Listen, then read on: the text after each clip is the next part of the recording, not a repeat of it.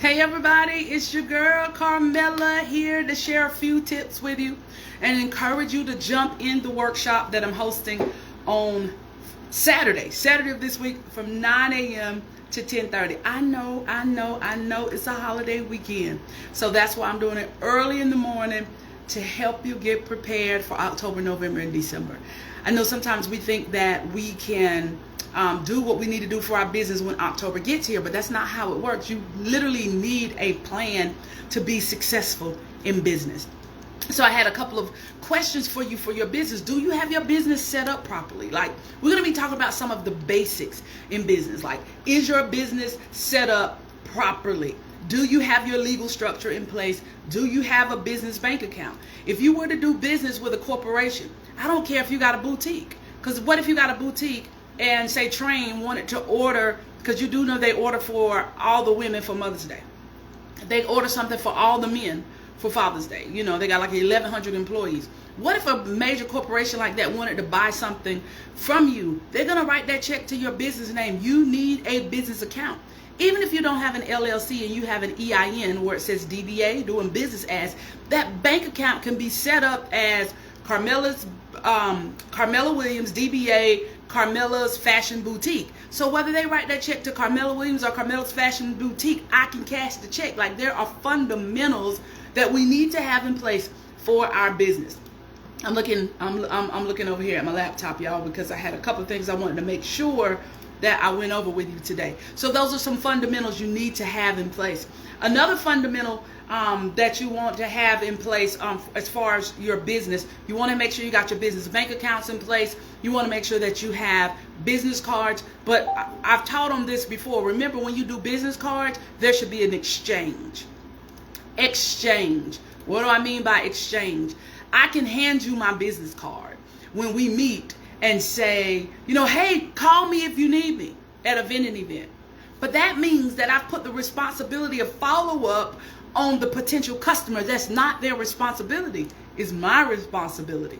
So there should be an exchange that takes place. That's why you see vendors doing giveaways at these vending events. The reason we do giveaways is so that we can collect information. You see this? This is from a vending event that I did. I have about 40 people's contact information. You don't give away cash at these events when you're collecting information. Why do you not give away cash?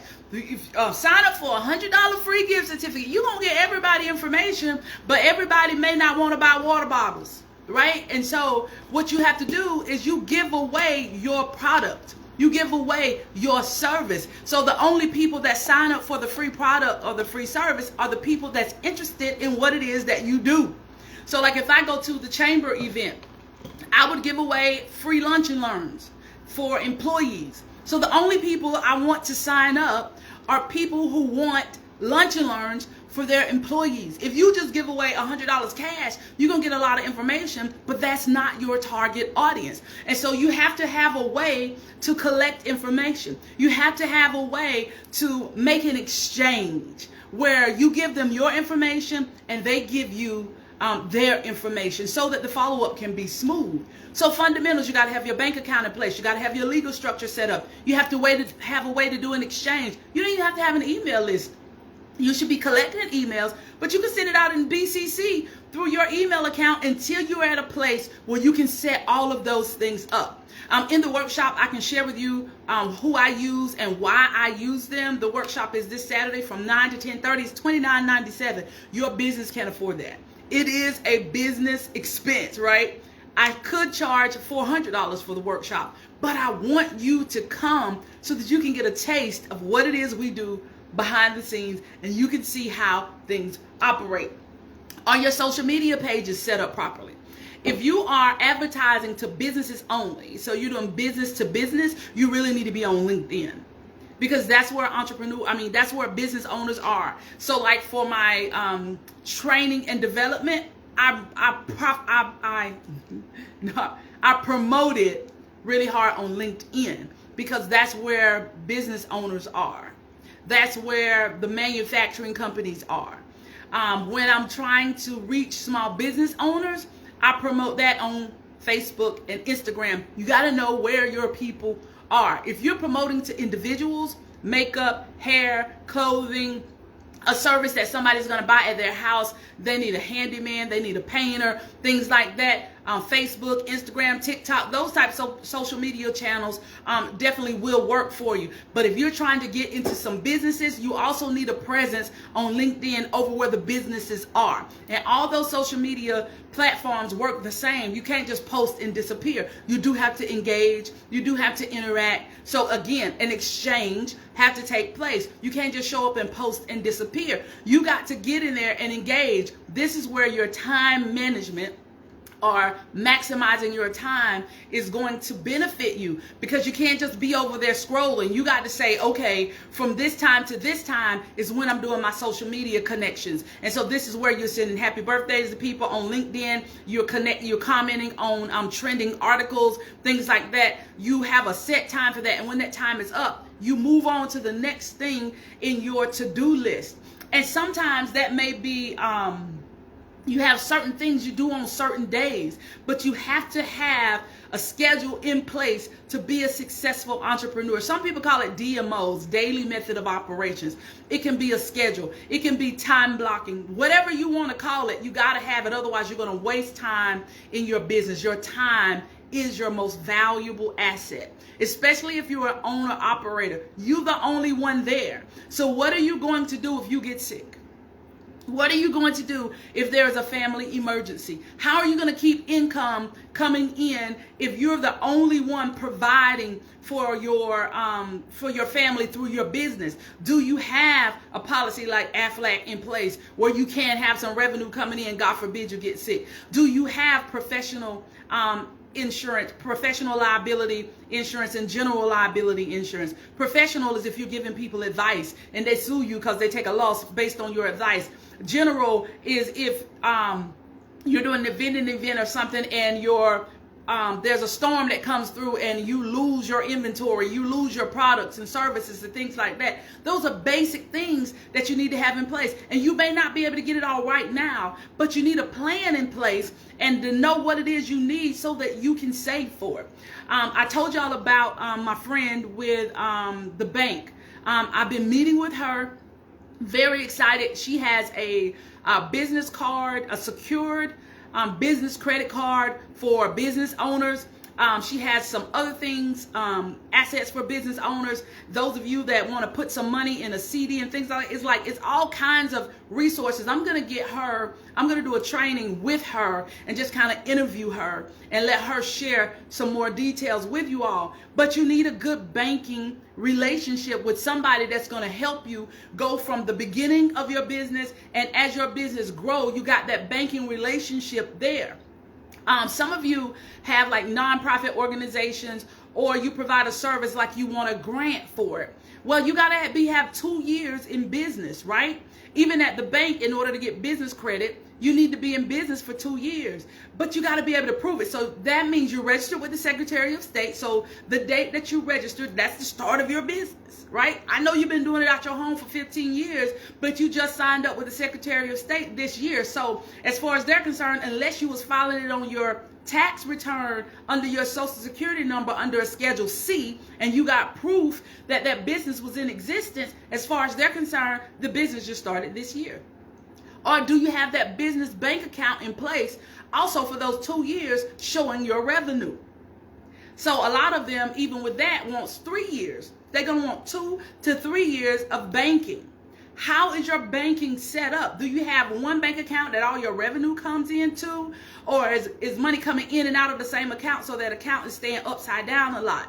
So there's a few tricks that I can share with you that I'm going to share on Saturday about that as well, so that you can make sure that that bank account stays in the positive at all times, and that you know how to plan for your bills. You know how to put things in place so that when you do go for business credit, and to get your business credit extended, you have some things that look good and favorable to you. The other thing is DMB. Do you have your Duns and Bradstreet number? You don't have to be paying people to do these things for you. You can do it yourself, and I can show you how. Your DMB number, this is where you're starting your business credit. These are fundamental things that you need to have in place. If you have a nonprofit organization, a 501c3, you need a DMB number, and then there's also a federal grant site that you still have to create that account in. So like if a grant comes up and the deadline is tomorrow or within 3 days, you're going to miss it because you don't have your DMB number in place that's been reporting. You don't have that account established with them. There's things that you have to do in advance to make sure your business is set up properly. You don't have to do it all today, but you do need a plan. Like you need your vision books. I got several of them here. Let me show you what I mean. You need your vision books. So this is one. This is one of my books that everything with this business goes in this book. This is one of my books. This is a leadership training that I'm going through now. I'm getting ready to do some regional coaching for an organization in a region. I'll be over 3 organizations. All of that training is in this book.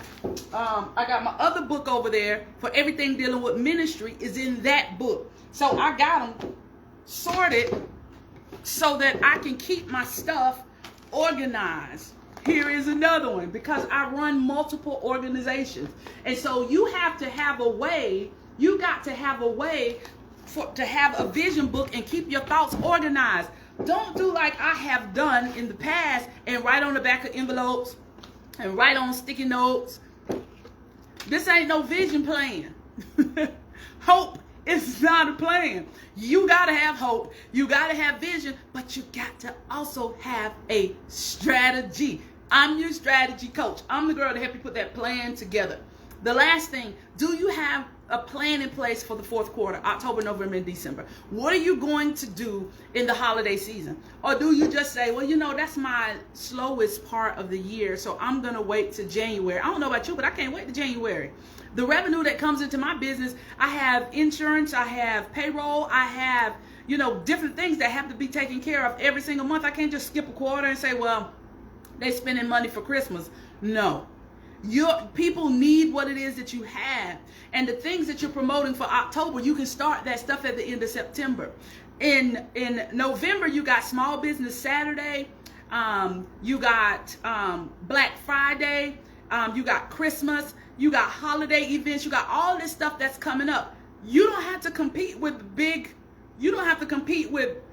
major department stores by waiting to Black Friday. I want you to look at the history. A lot of these people start their Black Friday stuff 2 weeks early. Why? Because they want to connect with their customers before that date when they have to compete with everybody else. As a small business owner,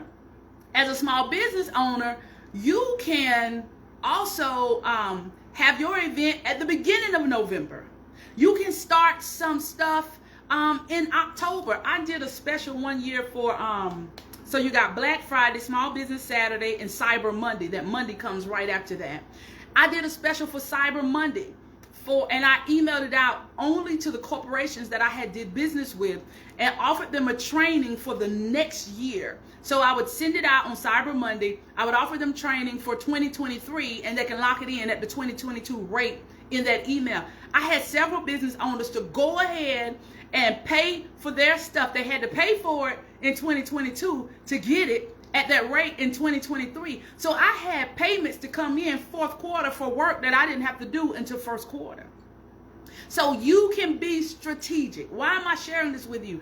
As a small business owner, you can have ebbs and flows in your business. But once you've been in business for a year or two, you know those months that take dips. And so you plan in advance, what extra do I need to do to ensure that that month does not take a dip?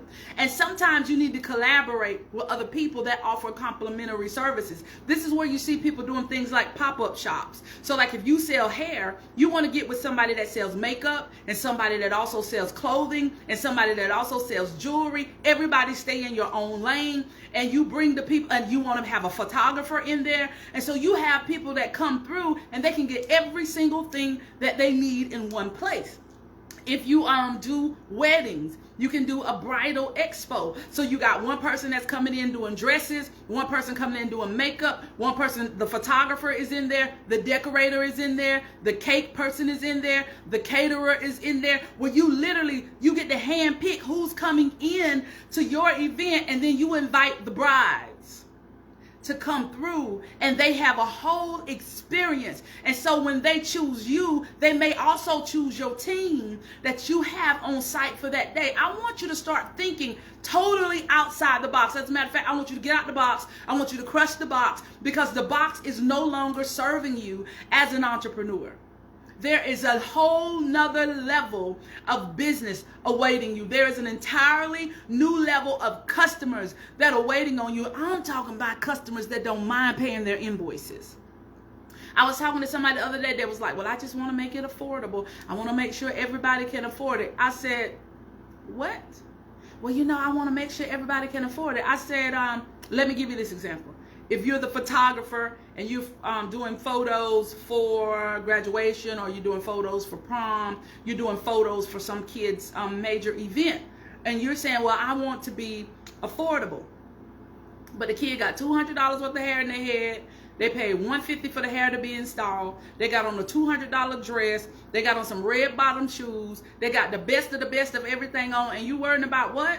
You as the photographer are the most important piece of that puzzle. Why? Because after the day is over, all that stuff comes off, and all they got are your memories that you helped them to create that day. I want you to start thinking about your business just like that, because you bring value to the table. And it's up to you as the entrepreneur to communicate the value that you bring to the table, because sometimes people just don't think about it.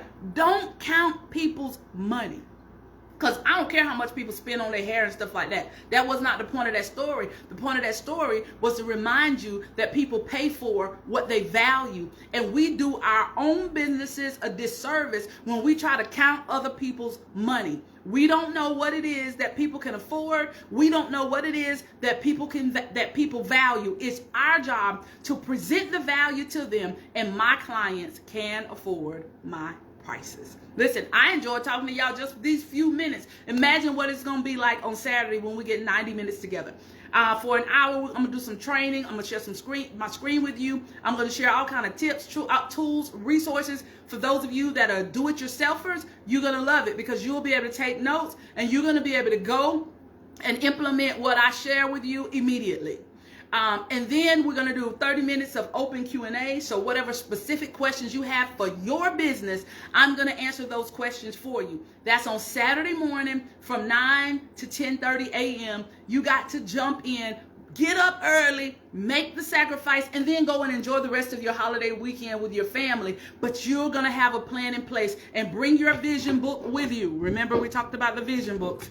Bring your vision book with you so that you can write down all your notes, your next steps. You can write down your phases. Some stuff you're gonna be ready to do immediately. Some stuff you're gonna be ready to do by November. Some stuff you're gonna implement in February. But either way, you'll have a plan, you'll have a goal, and you'll have some steps. Click the link in the description. Jump in the workshop. It's $29.97. A replay will not be available. So if you miss it, you miss it. But jump in. Let me help you answer your questions. Let me help you put a plan together for the fourth quarter of this year. And let's make fourth quarter your most profitable quarter in business. And if you say, I just ain't got time, I'm all over the place, I'm just stretched too thin, that's all the more reason why you need to be in there, because you shouldn't be stretched too thin, right? There are seasons in business where we're busy, but not from sun up to sundown. You're in charge of your schedule. Let me show you how to make some adjustments to your schedule. I'd rather have a waiting list than to be so burned out that I can't do my best for my customers. I love you guys, and I hope to see some of you on Saturday.